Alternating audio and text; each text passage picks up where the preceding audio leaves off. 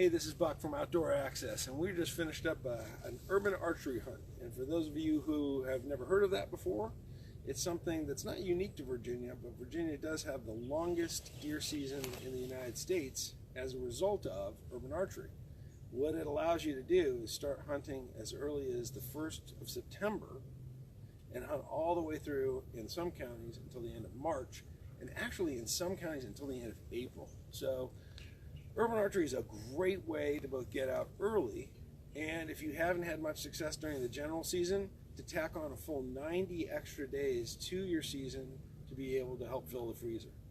Now, I want to answer a few questions about how urban archery works, but first, I want to introduce one of our Outdoor Access members, David, who actually just finished up his first urban archery hunt with us this morning.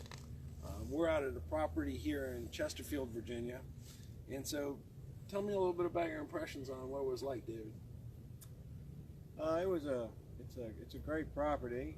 It's a little different than your normal hunting. You're in close proximity to the houses and stuff, but it's a good property. There are deer out here. I did see a deer when I pulled in the neighborhood this morning. So if you've got any tags left over from gun season and you like to bow hunt, I'd give it a try.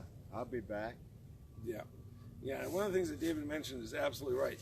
One thing that you definitely have with urban archery, and almost every property that we have in our system, we have over a dozen properties that are available for urban archery throughout Virginia, is that you're going to be dealing with a very different scenario than you're used to out in the woods, okay? We are right now at this property. It's a lovely neighborhood, suburban neighborhood in Chesterfield, Virginia, and if Forrest can pan around, we'll be able to see this is the stand right here. Out of this stand, we've taken at least a dozen deer every year. So this stand has been up for 3 years. We've taken at least 36 deer on this property. But we have a neighbor over to this side who does not necessarily want us to have anything to do with going onto her property. So within 100 yards, you've got a property that's out of bounds.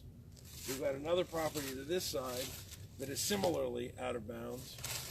And then what we've done is, on this side, we've got a property owner that has allowed us to be able to have right of retrieval.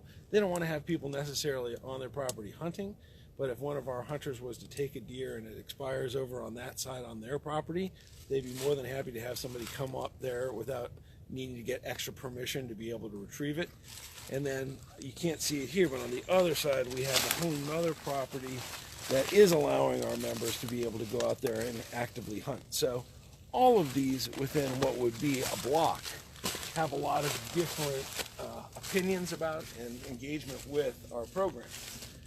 What that means, obviously, and this is true of any kind of hunting, you always want to be sure of your shot. You always want to be able to make sure that you're taking the best, most ethical shot you possibly can. But when it comes to urban archery, that is even more true than ever, because you don't have the luxury of hundreds of yards to track a deer. You have dozens of yards, maybe 50 yards at most, to be able to find that deer. And you may have a situation where you have a landowner who simply said, hey, I don't care if it's a dead deer in my yard, I don't want anybody coming on my property. And of course we have to respect those private property rights.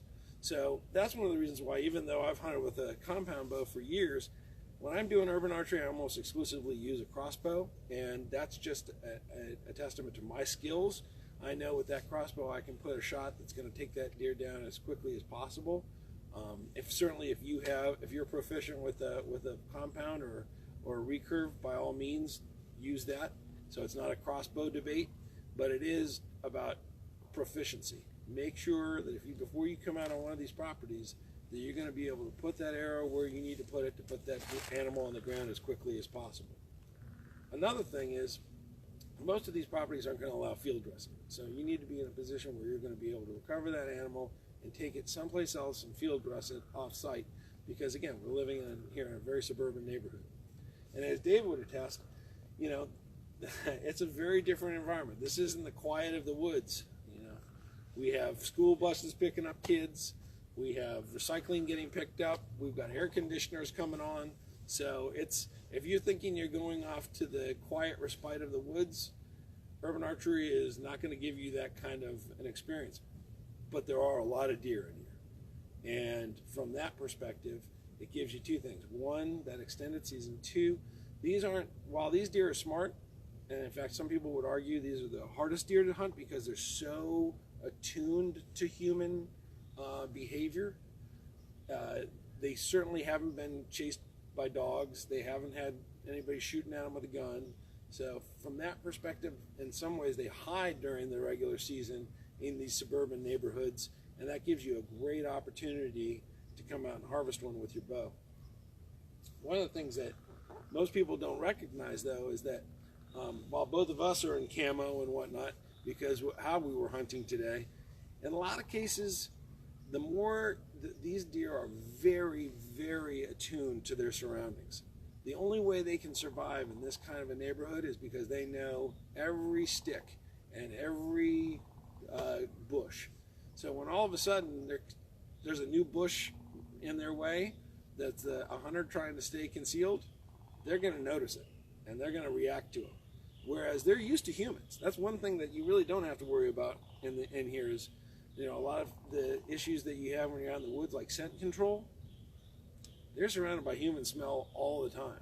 So that's not going to set their hankles off. What they're more concerned about is something that looks out of the ordinary. So I tell some people, if the neighbor tells you sit on my porch or sit underneath my porch and that's the best place to get them, take their advice and sit under their porch, because they know what the behavior is like, and that's what the deer are used to. We have stories of members who have gone out and not taken that advice and set up their tree stand, and from the tree stand they're watching the deer walk past the porch exactly where the landowner told them they were going to be. So the other thing that I know that a lot of things I want to just deal with this is a lot of folks have issue with urban archery because of the fact that it's happening now after the rut, when a lot of the does are already going to have been bred. All right, here's the fact, and I'm not starting a debate, I'm just telling you there's a reason why Virginia has these seasons in place in the places where you find urban archery available. There are way too many deer in here, and they don't want those babies born in the spring. Okay, so I hear the arguments all the time, you kill one doe, you killed 3 deer.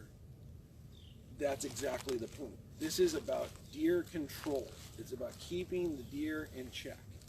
So that's a huge factor, and I know that for some people that's going to be something that's going to prevent them from wanting to come out and hunt this time of the year. Hey, listen, that's perfectly fine. But TGIF has created these seasons, this extended season, in these very heavily populated areas, because the only predators around here are Hondas and Fords, all right, or in this neighborhood probably Mercedes and Lexus, all right, and that's the fact. These are deer that are going to end up on as hood ornaments, and that could end up with dead people and certainly dead deer that are going to waste. So it's necessary to have these kind of seasons in these places. It's not depleting the rural population of deer. It's just holding the population in these highly populated suburban areas in check. That's why you see that we have it available here in Virginia in places like Midlothian, Virginia. Now, it used to be all of Chesterfield County was available. It's no longer all of Chesterfield. It's just one portion, the most heavily populated portion, called the Midlothian Managerial District. But in areas in northern Virginia, like Loudoun County, Fairfax, Arlington, Prince William, not only are those areas urban archery all the way through the end of March, there are actually firearms available. You can hunt with firearms to the end of March, and then an additional 30 days to the end of April with bow only. So, in the words of one DGIF official that I talked with, they're basically at war with the deer in northern Virginia. So in those places, there's a huge opportunity to not only fill your freezer, but do something that's really good for the folks living in those neighborhoods, so that they're not, hitting the deer as they're driving in and out at night. Other thing about it is, this is purely antlerless. So I hear people all the time say, well, you're trying to do urban archery so you can shoot the big bucks before everybody else does. No, quite the contrary. You cannot shoot antlered bucks, either in the September season or in the later season in January through March. So any deer you're shooting, and that's important, it's not just does, it is actually the bucks that have dropped their antlers. So from that perspective, this isn't about trophy hunting. This is purely about utilization and meat hunting, and being able to keep the deer in check. So we do know that there are some urban archery properties or urban archery places available in North Carolina, and to our North Carolina members, I'm sorry that we don't have any available for you. It's a much shorter season. My understanding, it's only in January. It's only for, I think, 7 to 10 days. But North Carolina organizes their urban archery totally differently. It's on a municipality-based system as opposed to in Virginia where we have whole counties that make it available. And for us, from an efficiency perspective, it's just a lot easier to find properties that will fit the mold when we have a whole county to work with instead of just one particular city. So we're fully intending to have urban archery properties available in North Carolina. We're working on it, but I don't know if everybody knows this, but actually Outdoor Access started with urban archery. When we first launched in September of 2016, all of our properties were urban archery properties. So urban archery is a very near and dear season for us. We hope that you'll take advantage of it. It's a unique opportunity. We have over a dozen properties available, not just in Northern Virginia, as I mentioned, but Roanoke County as well. So if you're looking to extend your season, if you're looking to help fill your freezer, whether you've already got some in there already and you want some more, or you just struck out during the general season and you're still hungry for some tenderloins or some jalapeno poppers, we can help you out. And generally speaking, here's the other nice side about it is most of these properties are very inexpensive because of the fact that the landowner is really looking for the benefit of that deer control. Okay, so for them, this is something where they're just saying, hey, if you can just help take a few deer off of my hands so that I'm not having to lose thousands of dollars worth of landscaping every year, that's a real benefit to them. So they make it very inexpensive for our members to be able to come out and enjoy the property, take advantage of that. And I'll mention one last thing. One other challenge that you have with urban archery is that, generally speaking, if you're out hunting in the country, you know where the food sources are, you know where the bedding areas are. Here, almost every property is a food source. So they've got food that they can eat all over the place, which makes it a little harder to pattern them. But the nice part about it is that while they do continue to follow the natural funnels, we have some funnels that the deer naturally follow along here and come along this ridge line. They also have a lot of reasons that they can't just go wherever they want because of the houses, because of the roads. So it kind of concentrates them in particular areas. And if you can figure out what those patterns look like, the chances of seeing, I've seen out of this stand, I've seen 23 deer in an hour. So the chances of seeing not just a deer, but a lot of deer concentrated in one area are very high. So that's a little bit about urban archery. If you have any questions about it, please shoot them to us. We're happy to help clear up any misconceptions you might have. But if you live in Virginia, you have a bow, and you want to be able to get out, please take advantage of it. It's a really great way to extend your season, almost doubles the length of your season. Thanks very much, everybody.